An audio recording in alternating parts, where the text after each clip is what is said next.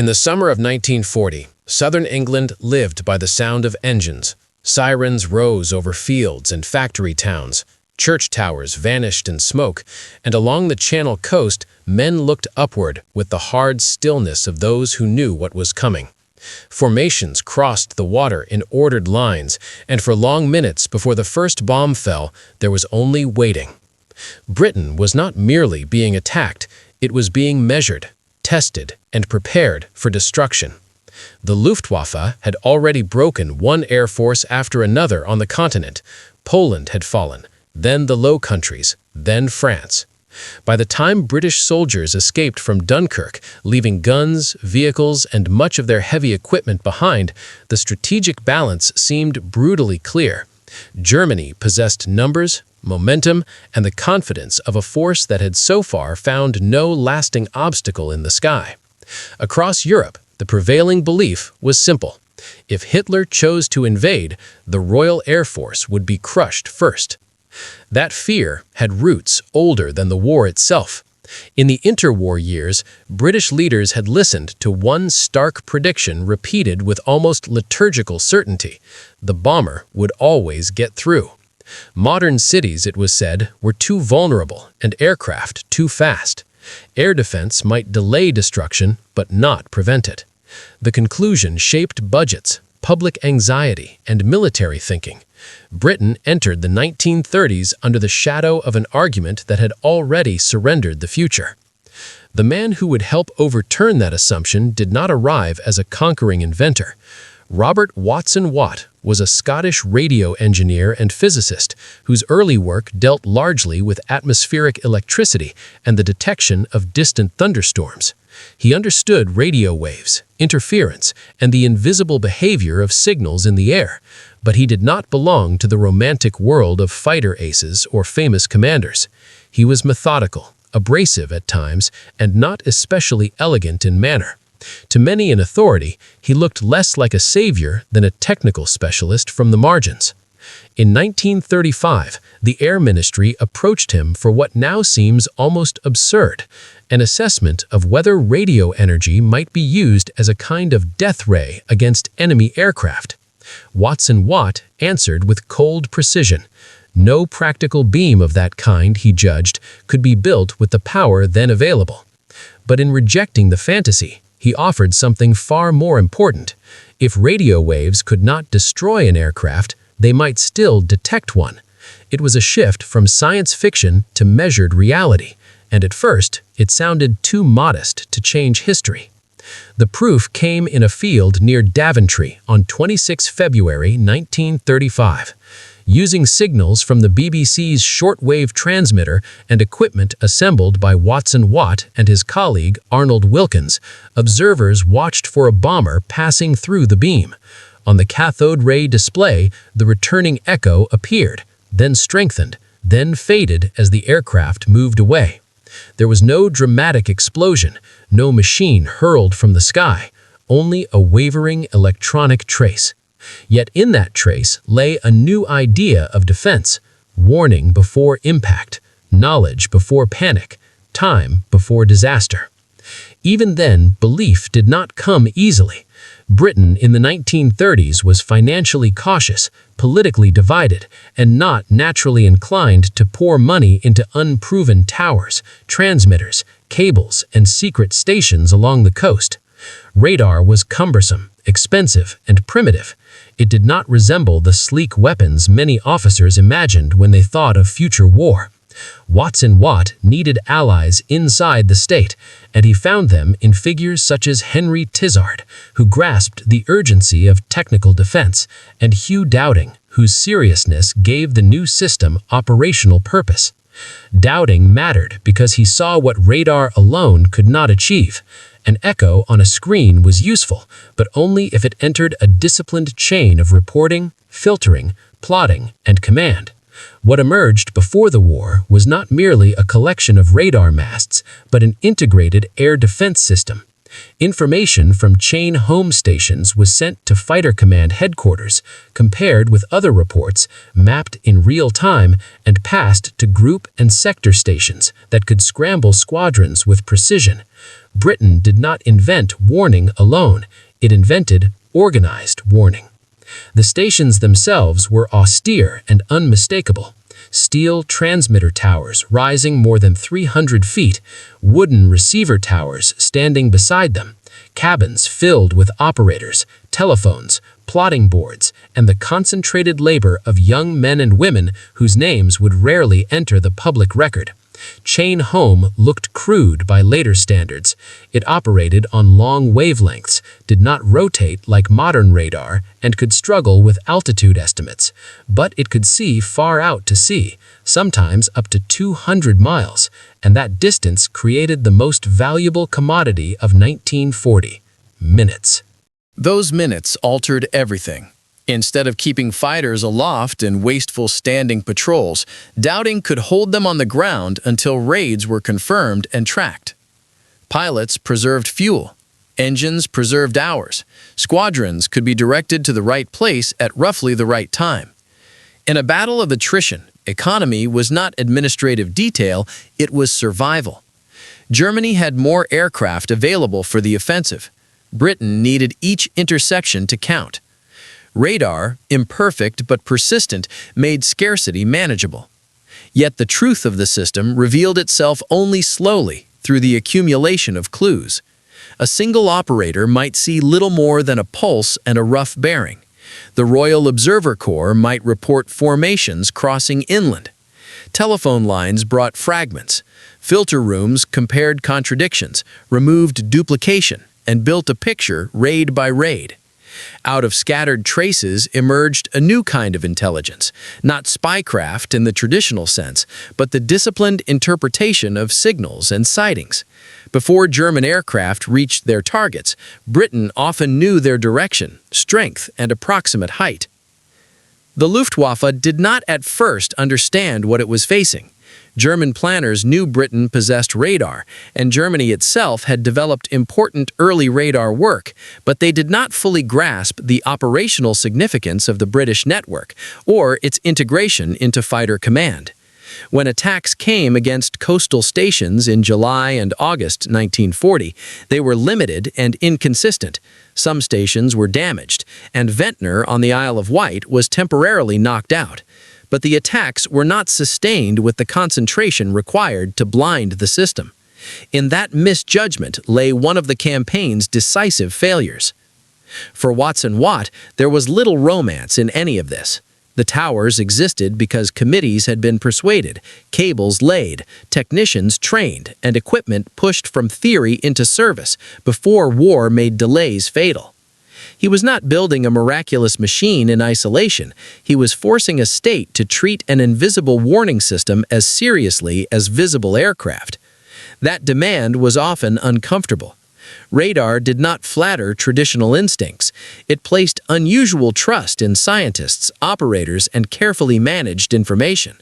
It suggested that the side with the better picture, not merely the stronger nerves, might prevail. When the battle began in earnest, the first successes were partial and easily obscured by the scale of the danger. Fighter squadrons intercepted raids that might otherwise have arrived unopposed. Airfields were defended before the enemy appeared overhead. Convoys and ports still suffered, but attacks no longer emerged from nowhere. In public, civilians saw only vapor trails, falling bombs, and burning buildings. In underground rooms, another war was being fought with telephones, colored counters, and disciplined delay. Britain was learning, under pressure, how to convert detection into action. But radar did not make the country invulnerable, and 1940 offered harsh proof of its limits. Chain home was designed primarily to look seaward, and low-flying aircraft could evade detection. Once raids crossed the coastline, radar's picture became less reliable, and the burden shifted heavily to visual observers. In the intense fighting of August, known later in part through days such as 18 August, the so-called hardest day, stations, sector airfields, and squadrons came under severe pressure. Pilots were lost, aircraft destroyed, and control systems strained. In those weeks, failure remained entirely possible. The collapse of France earlier that year had already shown another painful truth. No invention, however ingenious, could compensate for every strategic weakness or reverse a political and military disaster overnight. Britain had radar before France fell, and France still fell. Watt's work did not stop German armies on the ground. It did not rescue Europe from occupation. It offered something narrower and, in that moment, perhaps more precious, a way for an island under immediate threat to preserve a fighting chance. That distinction mattered because it kept expectation within reality. As August turned to September, the pressure on Fighter Command became severe enough to alarm even those who later remembered the battle as a clear national triumph. Pilots were exhausted. Airfields in southeast England were repeatedly attacked. Sector stations, which translated the information picture into orders, were vulnerable. If those centers had been destroyed systematically, the radar network would have been far less useful. The technology depended upon institutions, and institutions could burn. Britain was not being saved by towers alone, but by the endurance of a whole system under repeated assault. Then came one of the Luftwaffe's most consequential changes in direction. Frustrated by the failure to destroy Fighter Command decisively and driven in part by anger over British bombing of Berlin, Hitler and Goering shifted the main weight of attack toward London. On 7 September 1940, the capital came under massive daylight assault, followed by sustained bombing at night. For civilians, it was catastrophe. For Fighter Command, paradoxically, it brought relief. The pressure on sector airfields eased at a critical moment. Germany widened the target and, in doing so, loosened its grip on the one enemy force it most needed to break. The battle was not won in a single turning point, and certainly not by one machine. Yet radar had already done what critics had once doubted it could do. It had given Britain warning, discrimination, and economy. It had allowed a smaller defending force to husband its strength and meet attacks with something better than improvisation. The Luftwaffe still inflicted damage, but it could not attain the uncontested command of the air required for invasion. Operation Sea Lion, the projected crossing of the Channel, depended on conditions Germany failed to create. The invasion did not come. Watt's invasion, however, did not rest once daylight battle eased. The war changed shape, and the old problem returned in a new form. Night bombing exposed radar's limitations with cruel clarity. Once the Luftwaffe turned increasingly to darkness, Britain's defensive system struggled. Chain home could warn of incoming raids, but interception at night was a far more difficult task. Searchlights swept empty skies, anti-aircraft guns fired into uncertainty, and entire districts of London, Coventry, Liverpool, and other cities were left to absorb punishment that warning alone could not prevent. That was one of the war's essential lessons. A useful invention is seldom complete at birth. It survives only if men and women adapt it to what the enemy does next. Chain home was supplemented by chain home low to better detect aircraft flying beneath the original network's effective coverage. Fighter control procedures improved. Most important, airborne interception radar began to mature. Sets such as AI Mk4 allowed night fighters, especially Bristol bow fighters, to hunt bombers in darkness with growing competence. The first successful AI-guided night kill in November 1940 marked the beginning of another transformation. By then, the human world surrounding the invention had widened far beyond Watt himself. WAF operators, mechanics, plotters, telephone clerks, filter officers, and fighter controllers turned electronic possibility into operational fact. Their labor was repetitive, exacting, and largely anonymous. The documentary image of war often prefers visible heroism, a pilot climbing into a cockpit, a gun firing, a city burning. Radar demanded attention to quieter acts. Someone had to recognize a meaningful return on a screen, pass it correctly, challenge an error, and do so again minutes later. The system's strength lay in disciplined minds as much as in engineering. Germany, for its part, remained dangerous and adaptive. The Luftwaffe continued its bombing campaign, and the wider German war machine increasingly relied on sophisticated radio and radar systems of its own.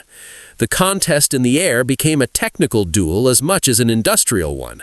British scientists and intelligence officers studied enemy methods, countered navigational beams, and later pursued German radar secrets through capture and analysis.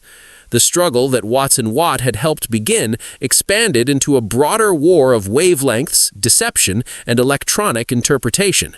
The sky was no longer only a space of aircraft, it was a space of signals. Even so, the achievement of 1940 retained its special character. Radar had not destroyed the Luftwaffe in the sense of annihilation.